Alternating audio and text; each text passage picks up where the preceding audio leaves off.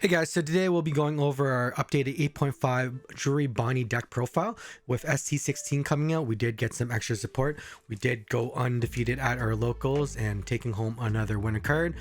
We did get one for Uta also, so hopefully we'll be able to collect all four, but there is another one. We did open up another ST16s to get the playables to keep our Uta deck and our Bonney deck the same, so I didn't want to tear it down because I do like playing both. So we did get another pack here for the best collection, which should be releasing this week there, so hopefully we'll get some booster box in and rip through some of that. But we do have a single pack here. Hopefully we'll get some nice shiny Dawn and or maybe some alt arts. Don't think we really received any alt arts yet. Most of our packs been pretty dead, other than maybe a secret card, but you guys would probably have a better idea than I do, since we did open up quite a few. But let's get right into this deck profile. I have had a lot of fun playing this deck. If you haven't seen this deck box yet, it's the GameGenix one. It has the hidden compartment for dice and tokens, which I have there, but let's go through it. It has this front sliding case. So Jewelry Bonney, if you have a rested Dawn once per turn, you may rest a Dawn and rest the leader or character. Remember, this can be done anytime throughout the turn. It doesn't have to be off the start, but at times a lot of people will do so. But this will be a good note for when you're facing other mirror matches or green decks that may have Zoro in it. But we will go over on how to navigate this deck more near the end of the video, so make sure you check to the end.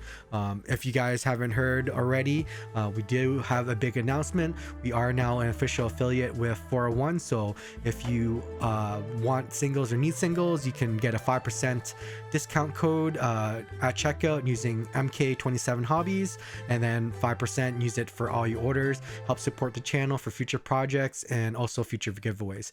But we'll first start off with our Dawn card. This is the new Dawn sleeves that we made for our 1K celebration, which hopefully is coming up soon. We will be launching this very soon, but this is Bob Lucci SquarePants. So there you go. We put our Dawn, you get sleeves. I will be giving a bunch away, so make sure you guys hit that like, hit that subscribe. We will be giving random Dawn sleeve sets away, and I'll be mailing those out very soon. But once we hit 1K, that's when we starts the giveaway. We will first start off with the staple of the deck, which is going to be your Jewelry Bonney Searcher. It's a 1K counter, 1 Dawn cost with a 1K swing. You generally won't be swinging with this at all, but you essentially play it for 1 Dawn, rest 1 Dawn, and then search for a Supernova card. Tons of stuff that you can find with this one, but we do play a 4 of that. A pretty standard card in all green Bonney decks. The next one that we are playing is going to be our Scratch Mana Poo. This is a 1 cost 2000 counter, 1000 attacker. Once again, it's mostly used for counter, but I have been able to use this in a clutch move against different fortress builds where you're able to rest out Rosanante to go for game. So this can be used also, but rarely used for its on play, more for its 2K counter. But on play, rest up one of your opponent's characters with a 2 cost or less. So there you go. For Scratch Mana Poos, we will run another set of Scratch Mana Poos from the starter deck here. 2K counter once again, 2 cost, 2000 power, attaching Dawn, rest up to one of your opponent's Dawn cards. So this could be a very good counter to different decks that may use, such as Bonney resting their extra Dawn so they can't rest your character, perhaps resting one of a Dawn in a red deck so they can't rad beam or guard point. But we do run a 4 of that. Once again, it's probably gonna be pretty rare that you use this on play. This might be pretty good for versing Namis, so it is usable for sure. But this is a very heavy defensive build. We do run another set of 2Ks in here. 2K counter, 3 Dawn, 3000 attack, rest one of your opponent's characters of 4 or less. We definitely have used this many times, but at the very least, it's another very usable 2K. So it isn't a supernova, so you could whiff these. So You just gotta be careful, but it's definitely a 4 of there. So we're running 12 counters, a very counter heavy deck. We do run 3 of these Dillingers. I do enjoy these a lot more than the U Rouge, just because it is a cheaper cost. It's not a blocker, but a lot of times your opponent won't really go after this guy. You just leave him. You don't even need to swing him, but if you need to swing him, it's not a problem either. Attach the Dawn, swing, get the extra mill out, maybe clear out a Searcher. By end of your turn, you receive an active Dawn. This is a great card to set up when you're getting into your high end, when you're going to be running those Dofis, when you can run those Zoros and other top ends in this deck. But I do run a 3 of. Great tech. I do enjoy the playstyle of it very much. Another staple to most green profiles are going to be your Cavendish card here.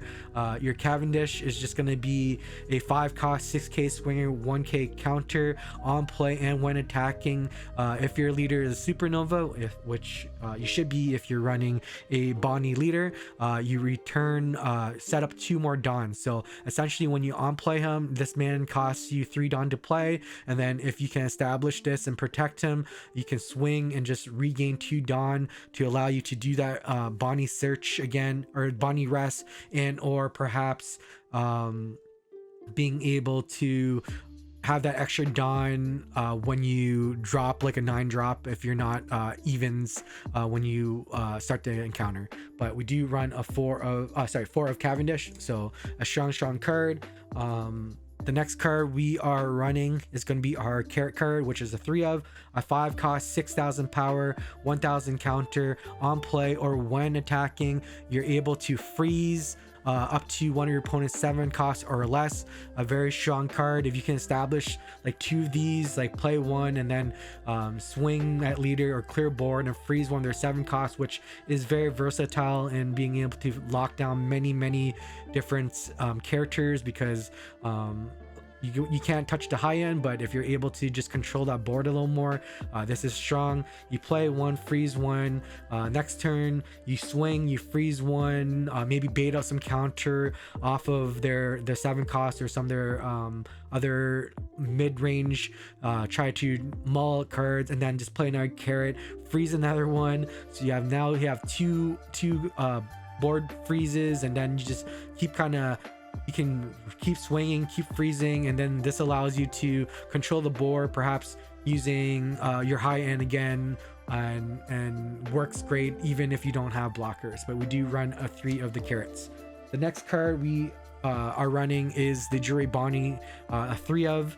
The 5 cost, 1,000 counter, 6,000 attacker.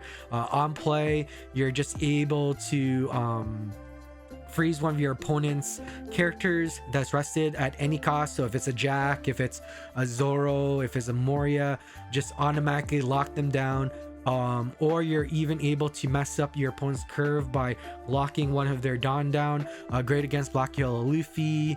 They're going to be heading into that 10 Dawn turn. They want to attach 2 to the leader and then use that Gecko Moria. But by just playing Jewelry Bonney, you're just locking one of their Dawn down. They're stuck with 9, so they're unable to do that big combination on you, stalling out, allowing you to really establish your board and or just putting that top end down. But 3 of Jewelry Bonney there. Our next card that we run a 4 of is our Basil Hawkins here. A very strong card. Green has been getting so much great support. We have a 6 cost, no counter unfortunately, but he is a 7,000 power. He's a blocker once per turn. Also, your opponent effects, if he's removed from field, he can then rest one of your opponent's characters instead, and then he doesn't get pop. So if you're getting Katakuri'd, and you just can kind of stop him from moving to life, if you're getting finger pistoled or jacked or something, if they have any characters that are not rested, you can then just rest it instead. A lot of the Navy players will be able to do the combinations where they can bring this down, use that Jack, pop it, you rest one of their other characters, but then they can kind of Gecko Moria and then end up finger pistoling you, or using that Rob Lucci. So there are ways around it, but a lot of the players will have to really reach into their deck and find all the line to get rid of this guy. Very hard to deal with. If you're able to drop 2 of these, it's such a great card to stick. Also really good against blue Dofi right now, just because they do spam a lot and there's always characters that you can kind of rest after. So a great card, a 4 of, a must. The next card we are running is going to be our Hody Jones. We do run a 3 of, 7 cost, 8,000 power. It's a rusher. You do take life, but you are able to rest up to 2 Dons or characters on board. Double resting blockers into like a Bonney mirror match. You can rest their Dons, so then Hody Jones doesn't get automatically arrested. So always consider Hody Jones as a great mid-end or just a way to end the game. We do run a 3 of for our Bonney deck. I know this is also a very strong card that can be used for Uta. We are working with a new profile for Uta. We're doing some playtesting, so we will have some more updates on that, but currently we do run 3 Hody Jones. I would consider going up to a 4 of, but we'll have to do more testing, but we are currently doing 3 of those for now. The next one that we have added is going to be from the ST16, the new support that was added. It's going to be your Shanks card, 9 Don. Shank just automatically KOs a rested character. Great way to get rid of those Jack cards. Great way to get rid of like 9 cost Kaido or any big bodies. Great way to take out the Fortress Kid and just a lot of high ends that has been given a lot of issues in the meta. We run 3 of the Shanks here, a 9 cost. Generally, if you're able to get a Dillinger down or a Cavendish down, you can swing, place man, swing, KO one of your rested opponent's characters, and then swing Cavendish, or just have Dillinger pop it up. Then you're able to then use the leader effect and rest in our opponent. Very strong combination. We do run a 3 of Shanks. Am considering going to 4, but we have some extra spice that we need room for, but currently we do run a 3 of Shanks. The next card we are running is the Zoro card. I definitely still think this is one of the strongest green cards in the game. Super broken, great into the black yellow Luffy matchup. If you can find this, get it down. It's gonna win you games, and when it hits the field, your opponents are always scrambling to figure out what to do with it. But we do run a 2 of the 9 cost Zoro, 9,000 power. One attacking, 1 Don will restand him, letting you swing again, and then using 2 Don, you're able to restand him, swing again. Just remember, with Shanks, with mirror matches, with other green ones, there is some plays where you have to use it Don to restand and not swing, so he doesn't get removed by Shank. But I'll go into more how to navigate the decks in the different meta matchup near the end of the video there. But a 2 of the Zoros, I think he's a must. I know a lot of people think differently, but I think he's so strong, and I just love the tech, so I had to add it. The next one is going to be your 10 drop Doflamingo. It's going to be your 10,000 power, 10,000 or 10 costs, no counter, but in combination with the Dillinger, Cavendish, establishing your different blockers and or carrots, this is a great way to slow the game down, build a nice board, and being able to bait out those big removals from the different decks, and then being able to use those Shanks, just get rid of those big bodies, or dropping that Zoro down. You use Dofi to stall up the game, to bait out all of their different counters, to get rid of him, and then you play your big bodies and just really punish them. But we do run a 3 of. I don't think I would increase this to a 4 of, but yeah, currently just a 3 of.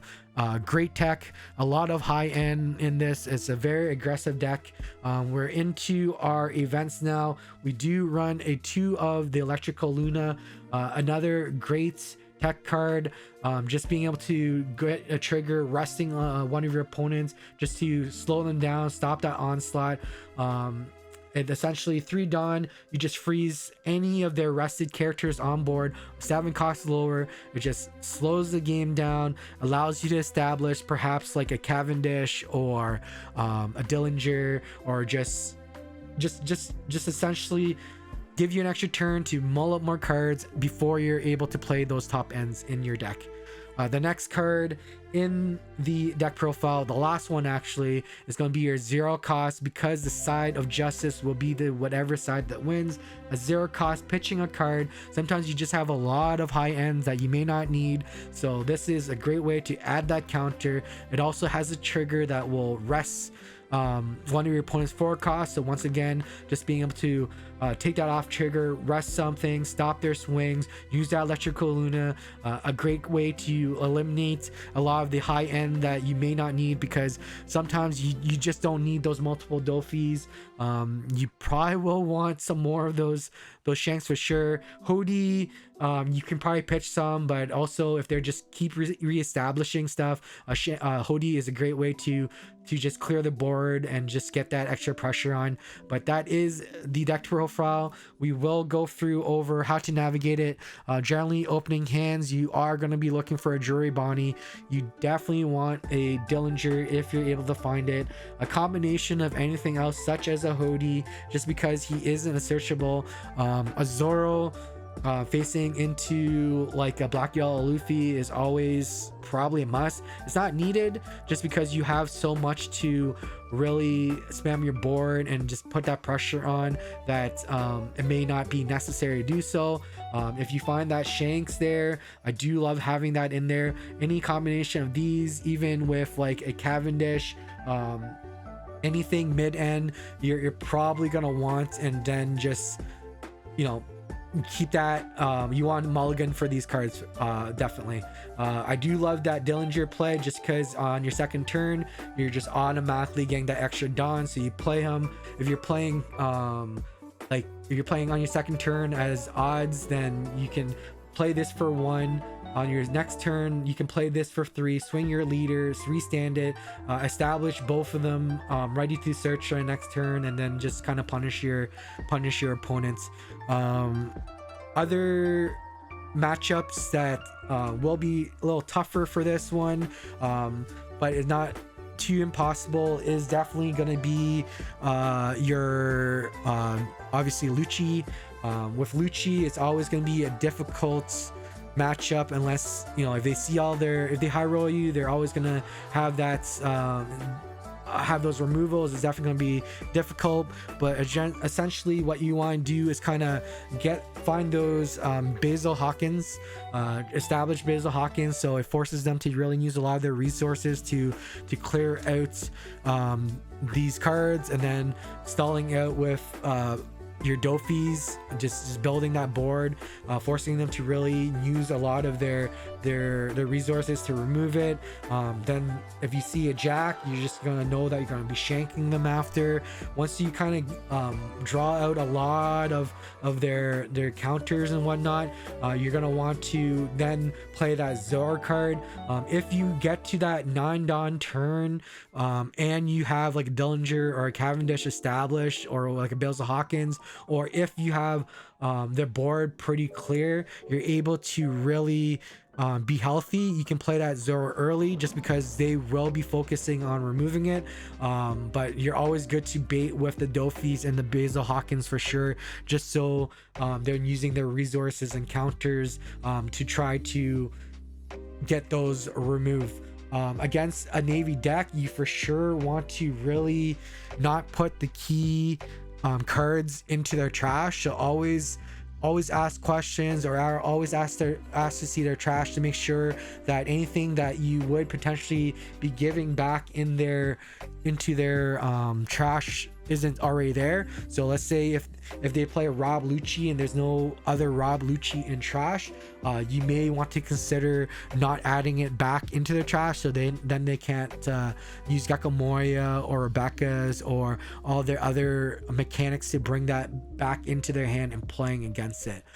Against a Lucci or Navy style deck, you definitely need to really go for face and just put all your aggro onto them. You do not need to be as diligent of clearing board because of all the blockers and whatnot, and because if you're able to keep that one Dawn up for the leader ability on Bonnie, every time they swing something, you're going to be resting that leader. You're going to be trying to clear out Brook for sure, just because Brook is such a broken card where he just minus out and pops a 0 cost. So with a lot of their tools such as Ice Age and stuff, you definitely want to try to remove Brook as much as possible, or use that Electrical Luna, or perhaps even that Carrot. You want to lock that man down, and then lock up their other characters that can definitely use all those cost reductions to clear your board. Other matchups such as going into blue Dofi, once again another tough matchup. Dofi has always been blue in general has always been difficult for green to kind of handle with all their stuff flooding so quickly. The Jinbeis, the Weevils, the Law popping your stuff back. You definitely want to do your best to establish Basil Hawkins. You definitely want to clear out their cards as much as possible. If you're able to really build that mid board and get to that high end where you even want to consider playing Hody mid end just to rest your stuff and then have that extra body clear out cards, that's the way you really have to handle the blue deck. If they just spam you hard and just kind of zerg into you, then you're probably gonna lose, but it is more difficult for sure. You just want to essentially be ready to try to get to high end as possible, keep that board clean, and then once you go wide, you just hit their face. You almost want to starve them by focusing on their board itself. If you guys have any tips for the different matchup, definitely let me know, or different tech that may work out better. Bonnie was definitely a deck that I ended up maining for last couple seasons, so it has been fun to get that new tech. The Shank was definitely really needed to go and get the Jack, handle the Jack, because a lot of times once those high ends go out, it was very difficult for Bonnie to really able to remove those type of cards. So I am happy Shank is part of our tool and arsenal now. Black Yellow Luffy, same thing, just kind of build that board out quickly. Just note that a lot of sets now do run that high Kuzan card, so they are trying to stall out. I find that it's a lot easier to just clear their board when you can, but always rest one of their, like if they're swinging to you, you always want to rest one of their characters, so then you can swing out your weenies into their cards, so either clearing their board or forcing them to use some counter. And then if not, you just kind of swing into face and just know that sometimes they might be stalling you out just to get that Kuzan out. But yeah, this is the deck profile. The weaknesses are going to be against those blue Dofis and into perhaps even the Luchis. I still feel it's almost 50-50. Maybe the other blue deck has a slight edge, but it just depends on luck also, on what kind of cards and stuff that they have in their hand that can really deal with everything. Oh yeah, so I guess this is going to be the second winter card that we've gotten. I think we got an Edison last time, so I'm hoping this is something new. But let's rip through it. Wow, this one is a bit tougher, but we did get through it. It is a yellow card, and it is a pudding. Wow, there's two yellow cards in the current winter packs, but there we go. Charlotte Pudding, beautiful card. Looks like she's having some tea there. It is the Searcher, so I am happy to add another winter card to my collection. And then also, because we did crack another starter deck just to get the playable, so I can keep my Uta deck intact, because I was playing both. And yeah, let's go ahead and rip into this. So hopefully we get a alt art, or perhaps a gold Dawn, or maybe even a god pack. But it looks like from the front it is not going to be that god pack. but we will rip through it. I am struggling with this pack, so maybe all the goodies are in here. We are starting off with a Raised Jew from OP06. We have a Arrow card from ST09. I think we've seen that before. We have an Althor. We have Miss Double Finger. We have the new Sanji leader. This is the first time opening it. Let me know if you guys want to see a Sanji deck profile. He will be legal to play this week, so perhaps I will throw something together and give him a try. We have a Vimy Smoke Niji. This is our rare hits. We do have that Rush Kaido, great staple for any purple deck right now. Purple Luffy, any kind of deck for sure, so that is a great one to add. We do have a Jolly Roger Air, and then we are in a Mihawk Jolly Roger also. Yeah, so and then what Dawn are we gonna get? It is a Perona Dawn. But that is the deck profile. I want to thank everyone for all the support. We are about to hit 1,000 subscribers. We are super close. We did sign that partnership deal, so if you do pick up some of the starter decks here, make sure you can always pick it up at 401 Games. But if you need some singles to drip out your deck and or get more playables to bring your deck to full power, use that discount code MK27 Hobbies at 401 Games. But I appreciate you guys all. We'll see you on the next one. Take care, be safe,